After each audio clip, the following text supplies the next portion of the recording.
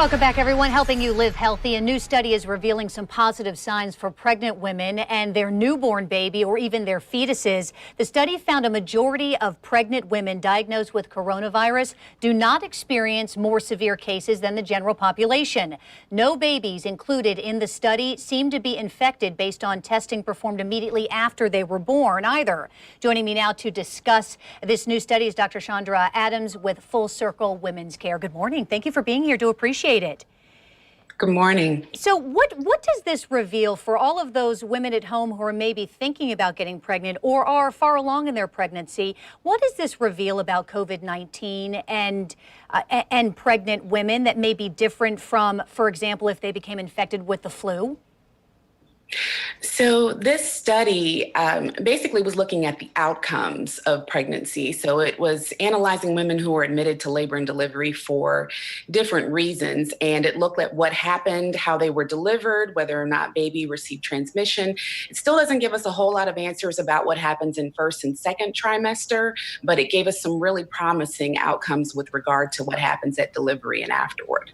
And what it's basically revealing is that the chances of transmitting then the virus to the fetus or the newborn is not as significant as we might have thought. Exactly. We're not seeing vertical transmission in any of these preliminary studies. We're also seeing some confirmation of some things that we saw early on, that pregnant women aren't affected as severely as they were with the flu or even with SARS or H1N1. We're seeing that actually their numbers are looking pretty similar to non-pregnant controls across the board. This also touched a little bit on breastfeeding. And my understanding, and correct me if I'm wrong then with this study, is that if mom were infected with the virus, the chances of passing that on to the baby that is being breastfed, is that revealed in here, or is it more just that close-to-close contact that's the issue?